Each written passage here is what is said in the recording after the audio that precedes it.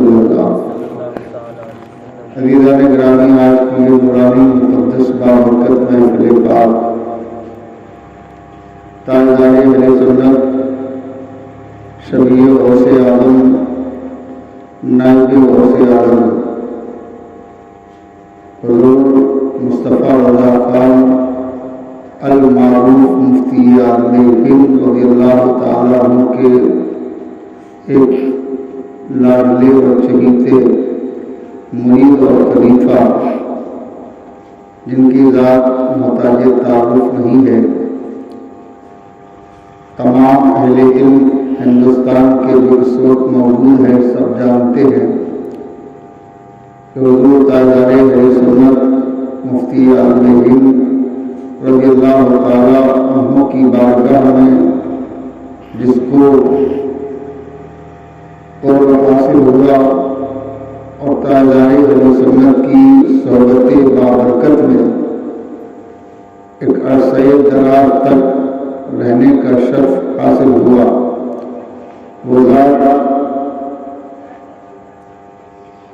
خلیفہ تاجدار اہل سنت حضرت حافظ القاری امانت رسول پیلی بھیتی رحمۃ اللہ تعالیٰ علیہ کی ہے۔ انہی کا عرص مقدس پچھلی سال بھی اسی جگہ پر، اسی آستانے پر شہید رضا مسجد کے خطیب و امام جو اس وقت ہے وہ حضور قاری امانت رسول کے مرید ہیں، اور وہ اپنے پیر و مرشد کی عرص پاک کی محفل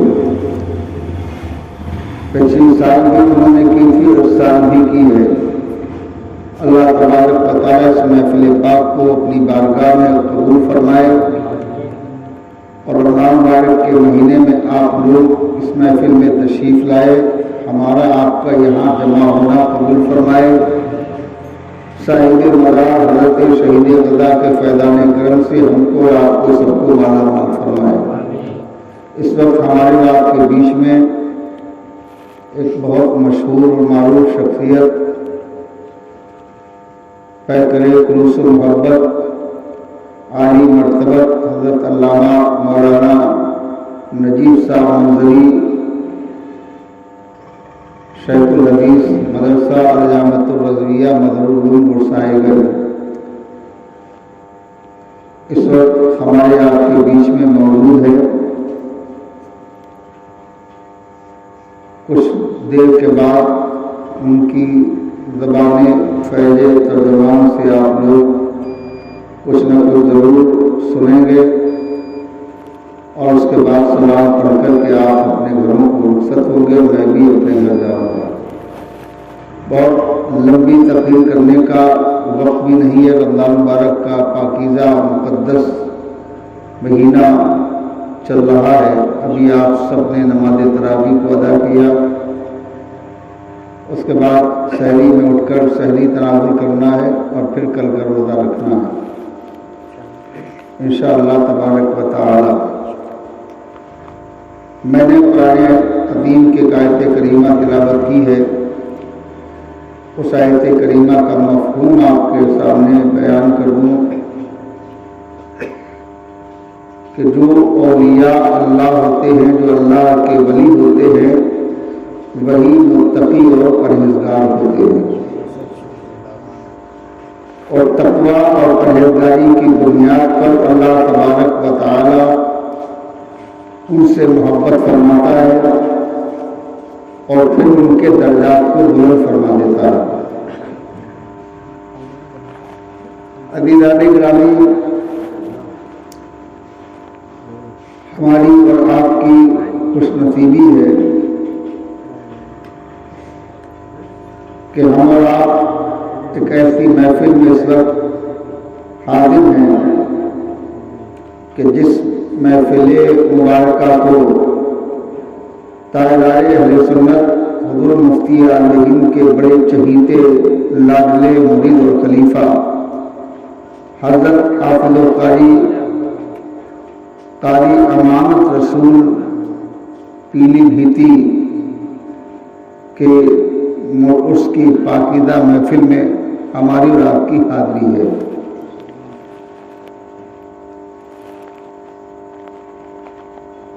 ایک مرید کے لیے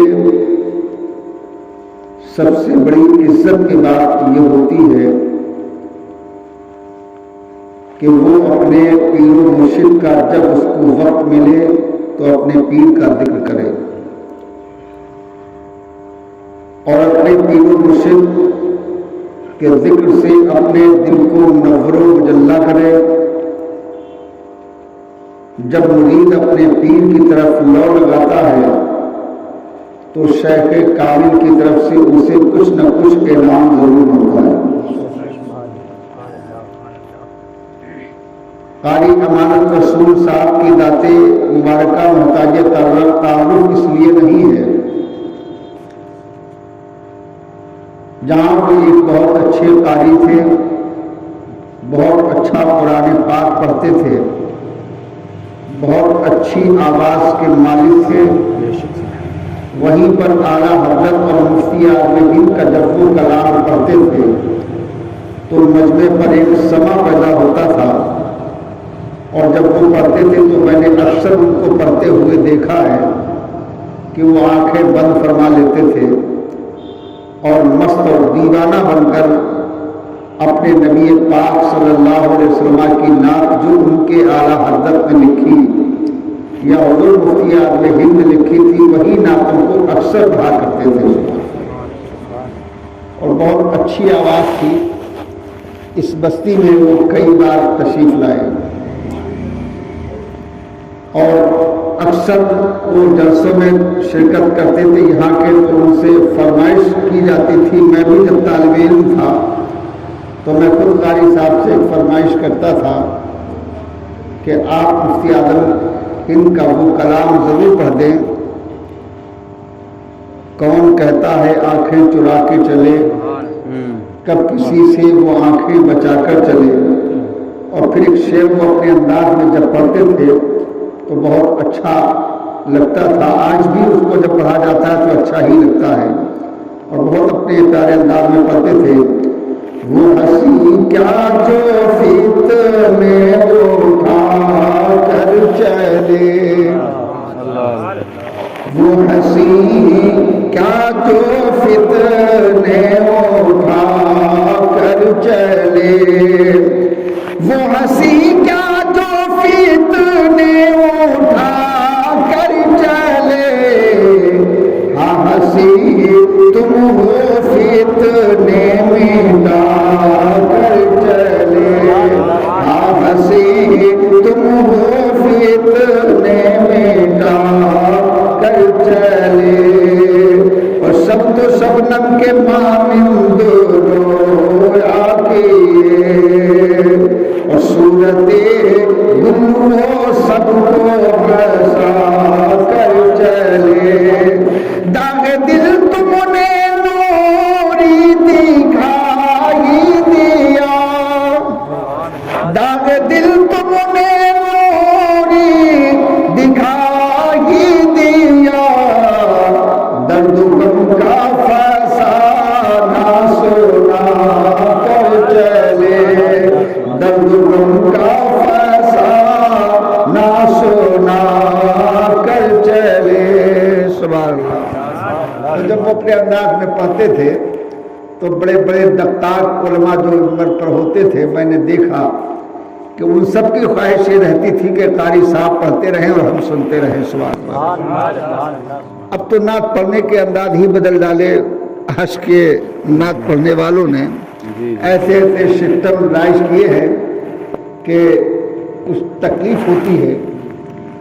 اب وہ آتے ہیں تو میں نے اپنے بچپن میں دیکھا تھا کہ کبھی شادیوں کے موقع پر جو باجے بجا کرتے تھے ان میں ایکو سسٹم وہ جو گانا گانے والے لوگ ہوتے تھے وہ ساتھ میں لے کر کے آتے تھے، اور اس میں ایک بار ہلو کرتے تھے تو وہ کئی بار ہلو ہلو ہلو کی آواز نکلتی تھی، اور اسی سے وہ اپنے بینڈ کو کامیاب کر لیتے تھے۔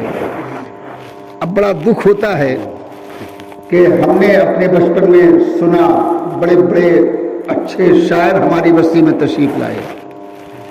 بیکل صاحب بلرام پوری، اجمل سلطان پوری، سبحان اللہ، راہی بستوی، ظفر جلال پوری، جو بڑے مشہور شعراء تھے اور سناخا تھے، جو خود کلام لکھتے تھے اور پڑھتے تھے. سبحان اللہ. آج تو جس کو دیکھو وہ شاعر ہو جاتا ہے. ایک بھی شعر لکھنے کا جسے نہ شعور ہے، نہ اس کے پاس علم ہے، نہ وہ ردیف جانتا ہے، نہ قافیہ جانتا ہے، لیکن اس کو پوسٹر میں بہت بڑا شاعر لکھا جاتا ہے.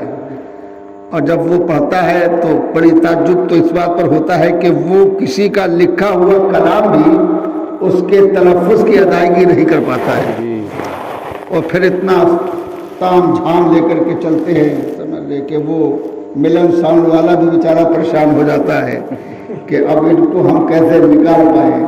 اور پھر پڑھتے کم ہیں، تھوڑا سا ایگو بڑھائیے، تھوڑا سا ایگو گھٹائیے، تھوڑا سا ایگو بڑھائیے، تھوڑا سا ایگو گھٹائیے.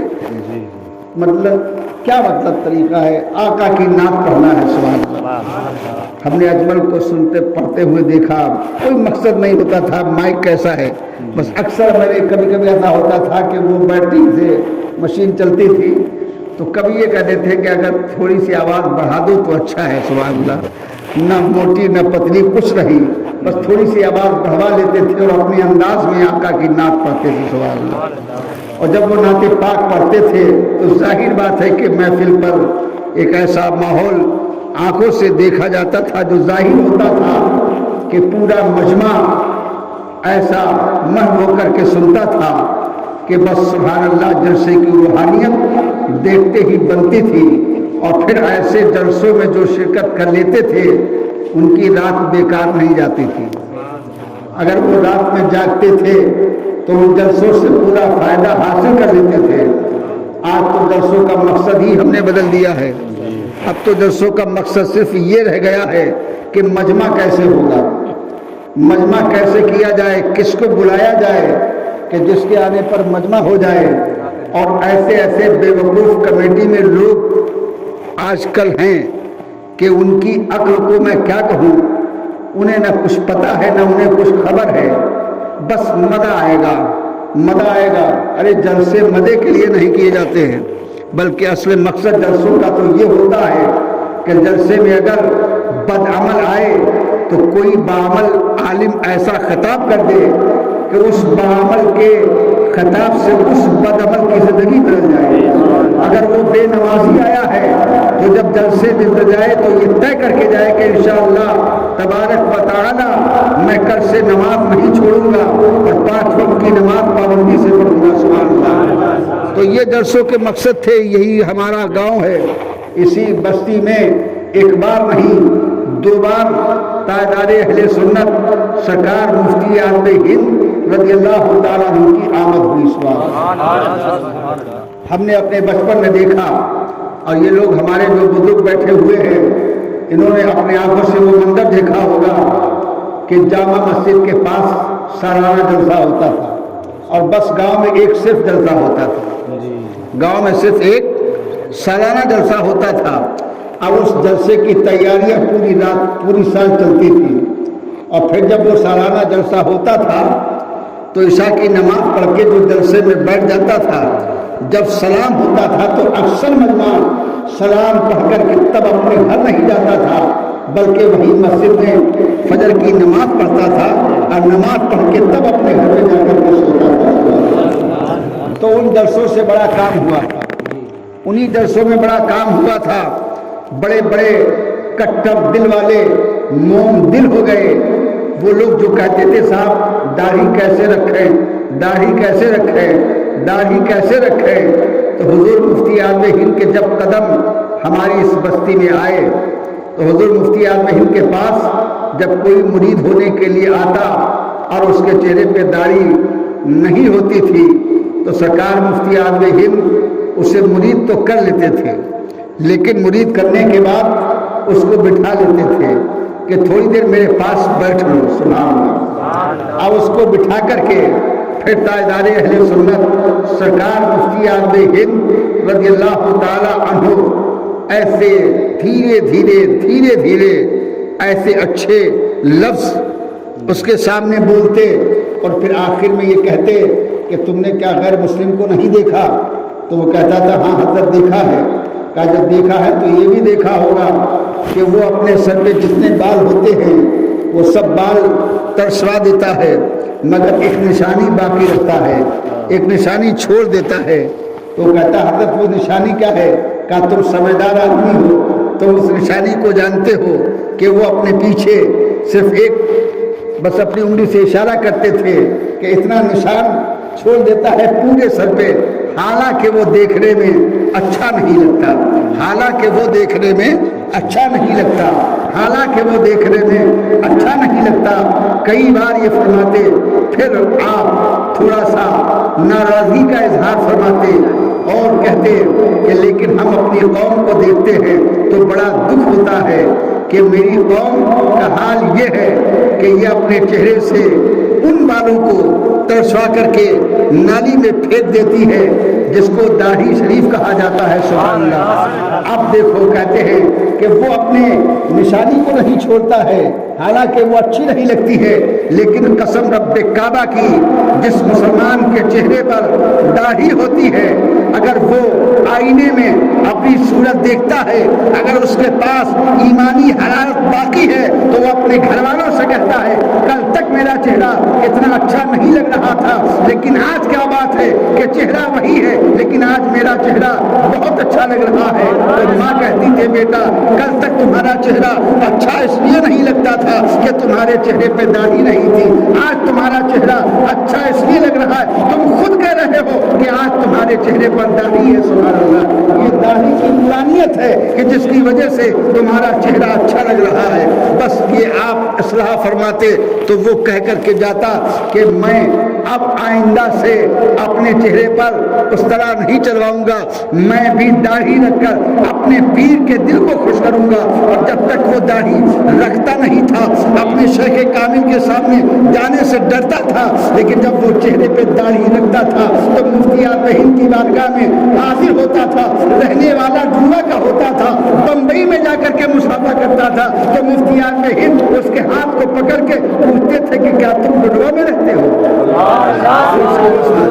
کیا تم ڈنڈوا میں رہتے ہو؟ تو اسے حیرت ہوتی، کہاں ڈنڈوا، کہاں بمبئی؟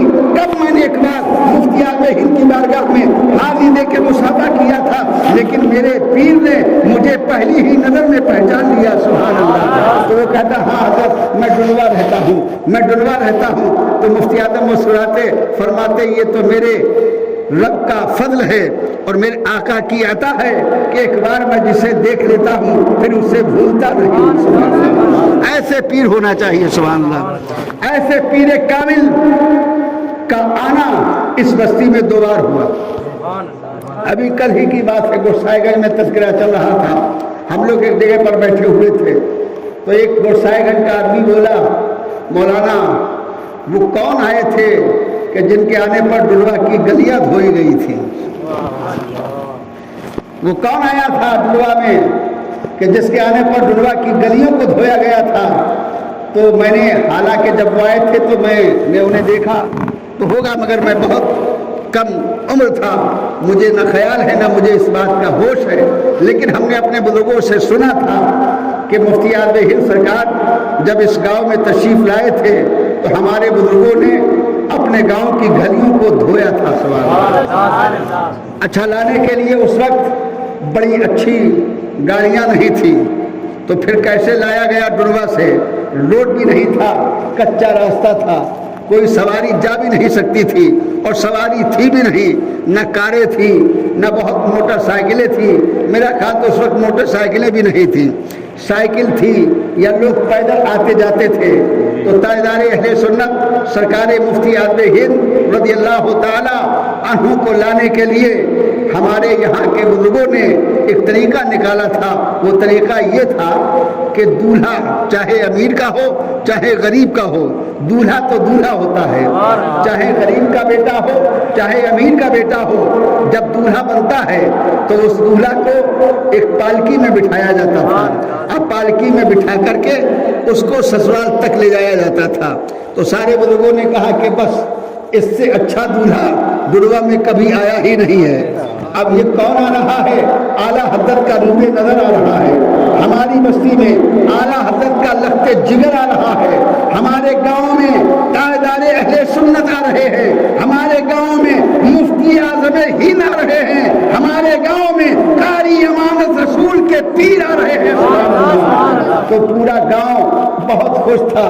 ایک پالکی کو پھر پھولوں سے سجایا گیا، سبحان اللہ، وہ اس کے پھول، سبحان اللہ، کون سا پھول بہت خوشبودار ہوتا ہے؟ بیلا، بیلے کی کلیوں سے ایسی پالکی کو سجایا گیا تھا کہ اس پالکی کو بھی دیکھتے ہی لوگ دیکھنے کے لیے آ رہے تھے کہ کیسی پالکی سجائی گئی ہے۔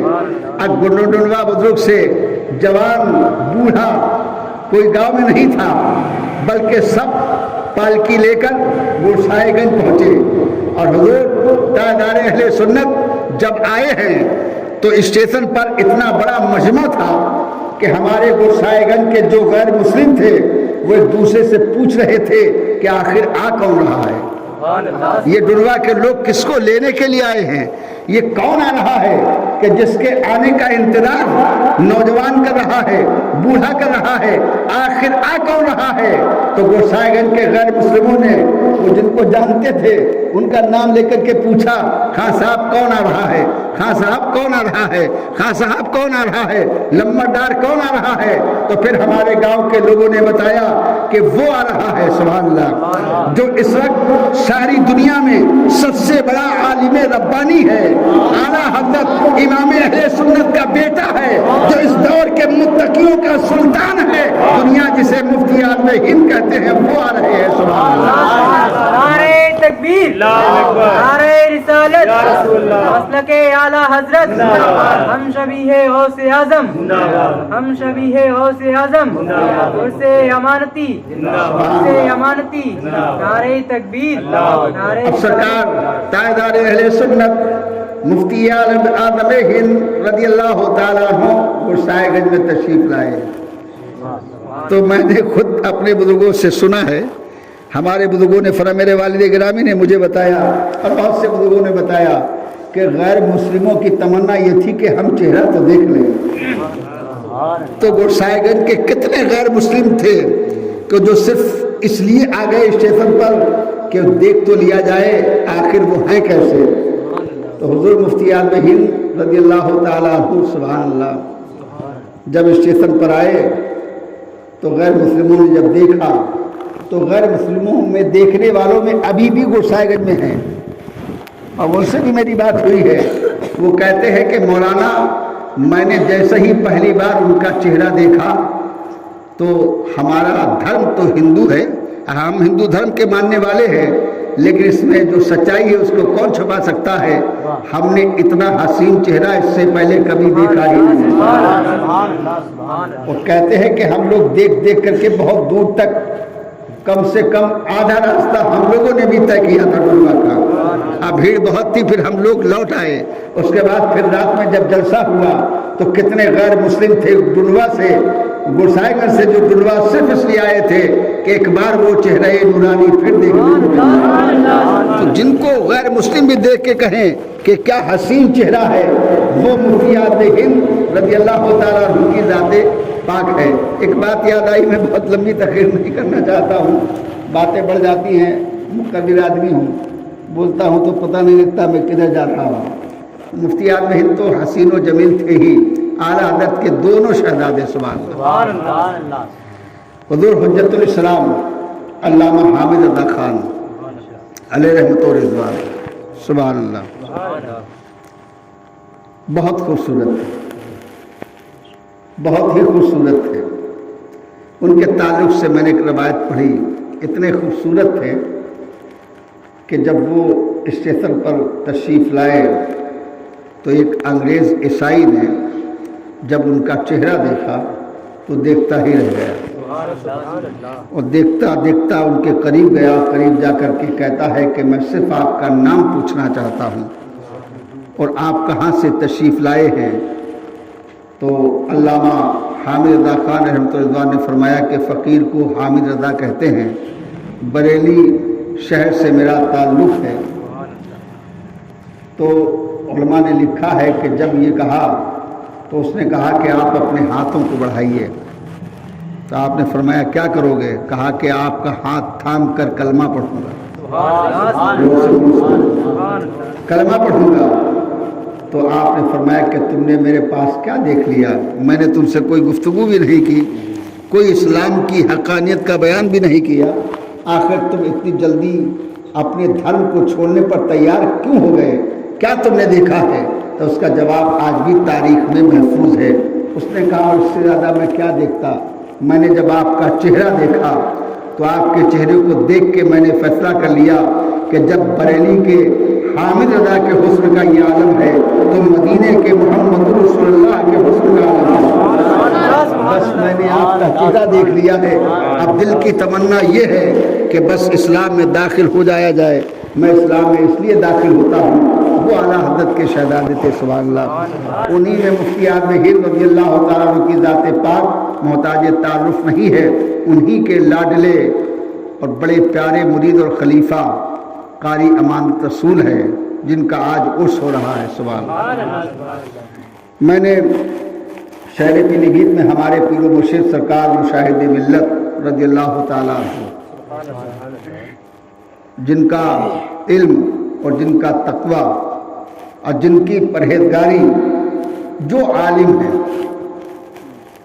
आलिम हैं वो आज भी तस्लीम करते हैं, और जो आलिम के नाम पे कलंक हैं तो वो कुछ नहीं, लेकिन खुद से अपने को नामालूम कितना बड़ा अल्लामा समझते हैं। उन जाहिल मौलवियों को पता नहीं है कि हुजूर सरकार मुशाहिद मिल्लत का इल्म क्या था, उनका तक़वा क्या था, उनकी परहेज़गारी क्या थी। न मालूम वो कौन सा चश्मा लगा करके क्या क्या बोल देते हैं, लेकिन जो अहले इल्म हैं वो कल भी मानते थे, वो आज भी मानते हैं कि जिस तरह से आला हज़रत का शहज़ादा दुनिया जिसे मुफ्ती आज़म हिंद कहती है, आला हज़रत की मज़हरियत का हक आला हज़रत के शहज़ादे मुफ्ती आज़म हिंद ने अता किया है, इसी तरह से आला हज़रत के मजहर, आला हज़रत के रूहानी फर्जंद अल्लामा हशमत अली खान के बेटे सरकार मुशाहिद मिल्लत ने उस मज़हरियत का हक अदा किया है। इल्म में देखो, तक़वे में देखो, हुस्न में देखो, तो सरकार मुशाहिद मिल्लत लाजवाब है। वही सरकार मुशाहिद मिल्लत है जो कारी अमानत रसूल के उस्ताद हैं। और किस फन के उस्ताद हैं? क़िरात। जो इतने अच्छे कारी अमानत रसूल बने, तो इसमें सबसे ज़्यादा जो पढ़ाने में किसी ने सबसे ज़्यादा कारी अमानत रसूल को अपने करीब बुलाया, बिठाया, पढ़ाया, वो ज़ात मेरे पीरो मुझसे सरकार मुशाहिद मिल्लत, जिसका जिक्र अक्सर कारी अमानत रसूल फरमाया करते थे। जब मेरे पीरो मुर्शिद का विसाल हुआ तो कुछ मामलात, शहर के मामलात होते हैं, जैसे कि मैं डुलवा का रहने वाला हूँ, तो डुलवा ही के बहुत से ऐसे मौलवी हैं कि जिनको खाम खाई में हमसे चिढ़ है।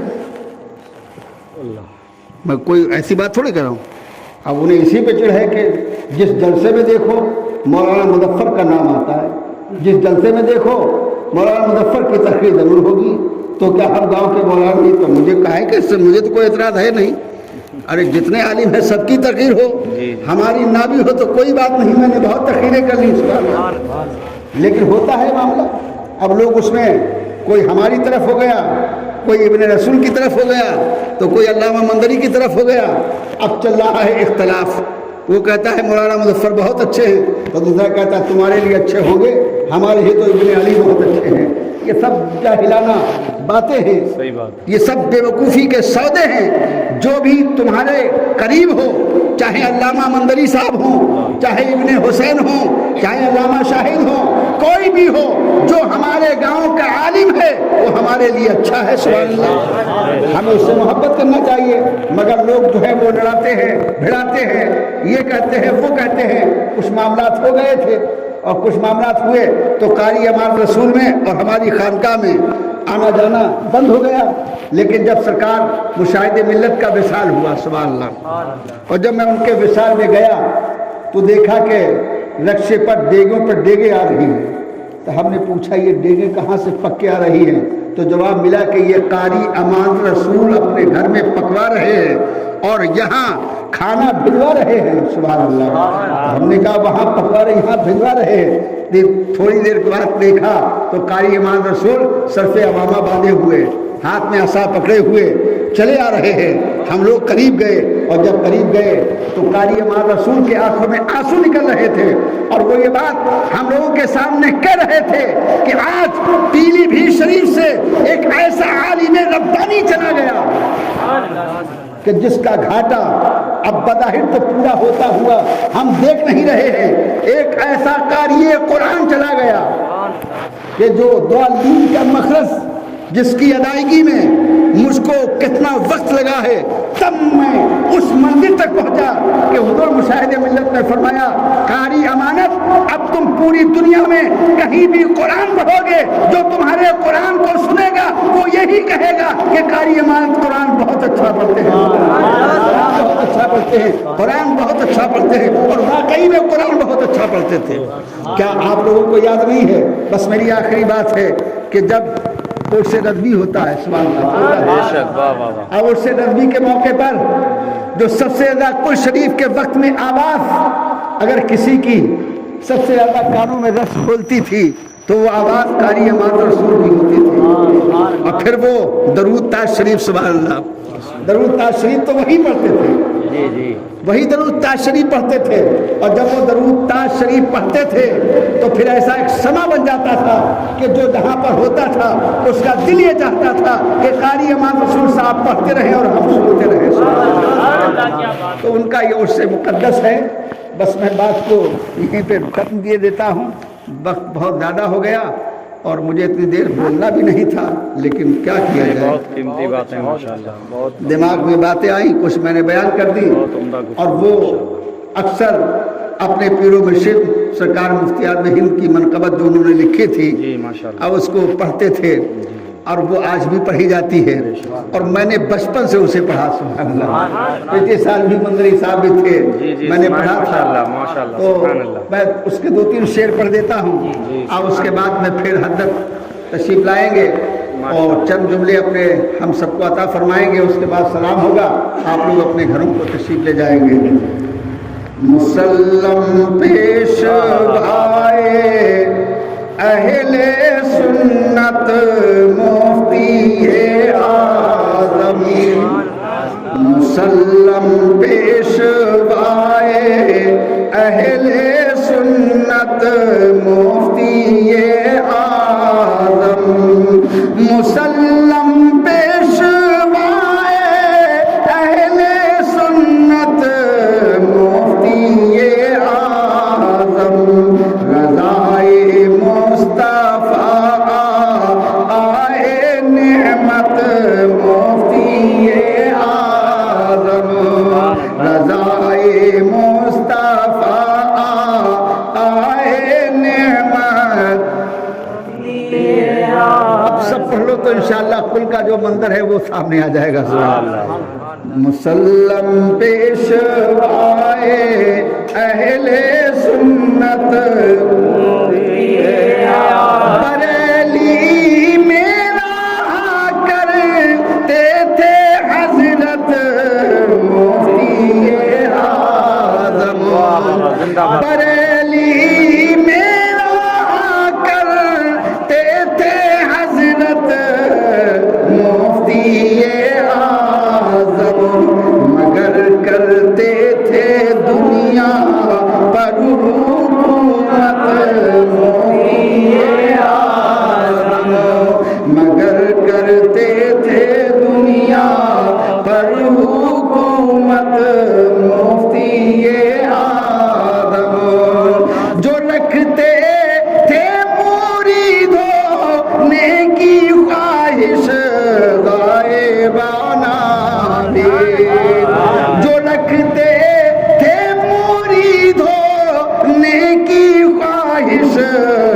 غائبانہ بھی, کیا ان سب کو بیعت قبول رحلت مفتی اعظم.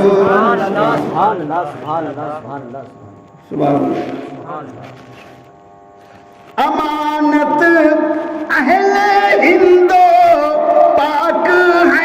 اس بات پر شاہد امانت اہل ہند پاک ہے اس بات پر شاہد بدل دیتے تھے منٹوں میں حکومت بدل دیتے تھے منٹوں میں حکومت مفتی امانت نیشہ اختر نازانے شاہ ریحانے وہ کون سی کرامت تھی وہ پہلے وہ سنے گا جنازے سے اٹھا کر ہاتھ پکڑی چادر اقدس جنازے سے اٹھا کر ہاتھ پکڑی چادر اقدس وہ تم زندہ یہ ہے زندہ کرامت مفتی اعظم وہ تم زندہ یہ ہے زندہ کرامت مفتی امانت نیشہ اختر نازانے شاہ ریحانے امانت سبحان اللہ دل کا وہ سو رہا ہے امانت نیشہ اختر نازانے شاہ ریحانے یہ دیکھی اپنی آنکھوں سے کرامت مفتی اعظم یہ دیکھی اپنی آنکھوں سے کرامت مفتی اعظم وہ تم زندہ یہ ہے زندہ کرامت مفتی اعظم جو بھی میں نے بیان کیا میرے بولنے میں قصدن صاحب لفظن شرن مانن کوئی غلطی ہو مولا اپنے فضل و کرم سے معاف فرما وآخر دعوانا ان الحمدللہ رب العالمین اب بلا تاخیر ہماری ہو گئی تقریر ماشاءاللہ بس دعا ہو جائے آپ کی اب آپ ہی دعا فرمائیں گے جو کچھ ہے آپ ہی کو کرنا ہے میں نے اپنا کام کر دیا آپ کا حکم تھا اور میں بھی یہ چاہتا ہوں کہ بس آستانہ شہید غدا پر ایک مفتی اعظم کے چہیتے لاڈلے کا پل شریف ہو رہا ہے اب سرکار کی بارگاہ میں التجا ہے کہ سرکار آپ کے مدار پر ذکر علماء ربانین ہو رہا ہے تو اس محفل میں جتنے لوگ موجود ہیں سرکار اپنا کرم اور اپنی نوازشات عطا